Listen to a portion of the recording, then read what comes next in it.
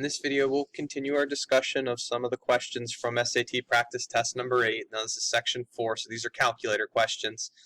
And we'll start this off with number 6. So we've got a pretty big paragraph to read through here. It tells us that we've got two types of tickets sold for a concert. Tickets to sit on the bench during the concert cost $75 each, and then tickets to sit on the lawn cost $40 each.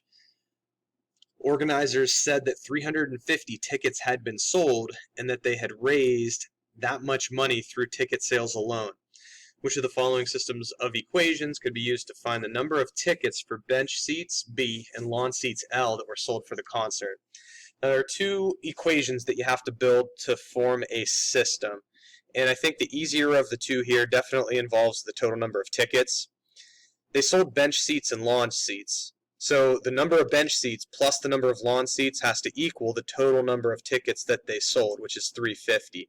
So that's going to be one of our equations. And if you look down through some of the options, I guess I can make this a little bit smaller. If you look down through some of the options, there is one that we can eliminate right now because one of the options doesn't contain the equation that we just produced. So that one is out.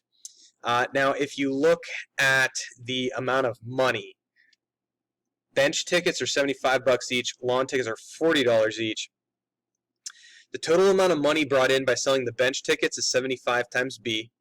Add on the amount of money brought in by selling the lawn tickets, which is going to be 40 times however many of those were sold. That's got to equal the total amount of money that they brought in. And if you look at the options that remain, A definitely doesn't have, A definitely doesn't have the equation that we just looked at involving the amount of money. But let's see, which of these is correct? So it looks like they've inverted the 40 and the 70. They've put them on the opposite variables here. So let's make sure we pick the right one. We need $75 to multiply the number of bench seats that were sold, and that is what's happening in option D. Look at option B. They've got the 75 and the 40 on the wrong variables there. 75 on the lawn seats rather than the bench seats. Next question here. You should love it if you see some stuff like this on your SAT. In the XY plane, the graph of which of the following equations is a line with a slope of 3. All these equations are in slope-intercept form. You've dealt with it for years.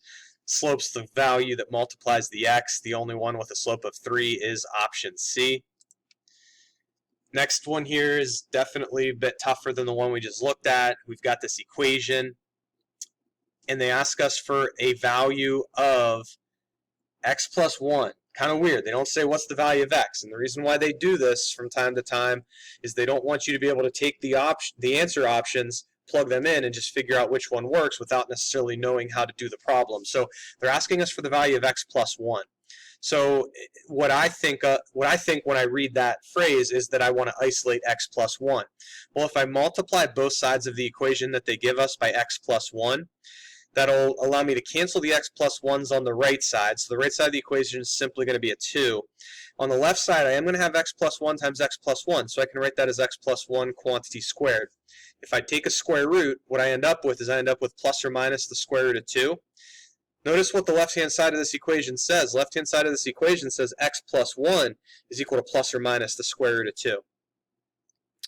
Positive square root of 2 is a possible value of x plus 1. I went one step further just to kind of, I guess, show you the risk of doing things that you're not asked to do. If you were to solve this completely, you'd have to subtract 1 in order to completely isolate x. And I don't think A matches perfectly, but A is more similar to the solution for x than option B is. But option B is definitely our answer because what we're asked to find is x plus 1. And the two options for x plus 1 are plus or minus the square root of 2. The next three questions all involve the same scenario. So they give us this cup, and they tell us that we've got K units across the top of the cup. We've got the height of the cup being K units, and then the bottom of the cup is K over 2 units across. And they tell us that it can hold a maximum capacity of 473 cubic centimeters, which is approximately 16 fluid ounces. So in this little sequence of problems, we're just going to have to make sure that we use the right units. If you look at number 9, it asks what the value of K is in centimeters. So basically, what's the height of the cup? What's the diameter across the top of the cup? Now we want this in centimeters.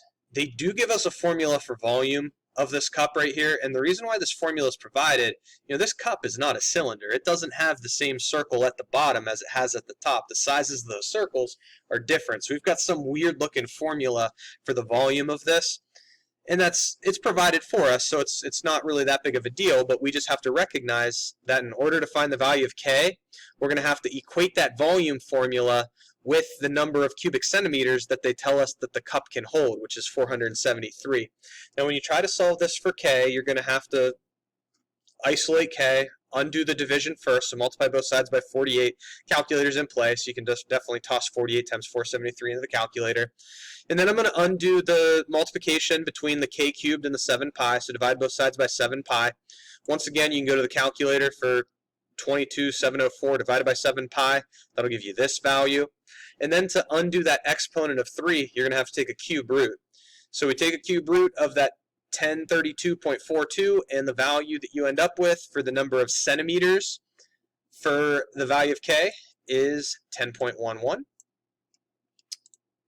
Next part of the sequence of problems is, I think, probably the trickiest part of the three. So this one tells us that water pours into the glass slowly and at a constant rate. Right, so we've just got the glass slowly filling with water. Maybe the faucet's turned on and it's just, ever so slightly coming out of that faucet, filling the cup at a constant rate. Which of the following graphs best illustrates the height of the water level in the glass as it fills? So we've got these 4 different options here. You see that for each of the 4 options, time is plotted across the x-axis, and then the height of the water within the cup is plotted as the y value. One of these that you hopefully realize we can rule out very quickly is option D. The height of the water is going to be rising as the water pours into the cup. So we're not going to have a graph that just stays at the same level. So option D is not working its way upward, therefore it is out. If this cup were a cylinder, option A would be the answer, because in a cylinder, every circle that we could draw within that cylinder, and you see I've drawn a couple of circles into the cup over here, every circle that we could draw within that cylinder is going to have the exact same surface area as every other cylinder. Now look at what we have going on with this cup though. We've got the surface area of the circle at the bottom much smaller than the surface area right here once the cup is, say, halfway full. And the red circle that's here is going to have a smaller surface area than way up at the top once the cup is completely full. So what that means is as the water pours into this cup, the water is going to have to expand out across a bigger circle on the surface of the water to allow the water level to rise once the cup has already been filled a decent amount. The reason why option C is going to be the correct option here is because what option C depicts, had a little trouble with it there, so let me try this again. What option C depicts is we've got the water level rising very, very quickly when we've got these tiny circles at the bottom of the cup that the water has to cover. But then once we've got to cover these bigger circles in order to have the water level continue to rise, the water is going to take more time in order to cover those bigger circles, and therefore the water level is not going to be rising as quickly when it's got more surface area to cover once there's already a decent amount of water in the cup. So hopefully that argument makes sense. Definitely kind of tricky. If you've taken any calculus at all, you've probably had discussions like this at some point within that course. And then the last question here, pretty easy part of the problem in my opinion. They tell us that Jenny has a pitcher, contains 1 gallon of water. How many times could she completely fill the glass with this 1 gallon in the pitcher? Well, you have to use this conversion factor here. They provide it to you, right? So 128 ounces within that gallon. And they tell us that we've got 16 ounces within the cup.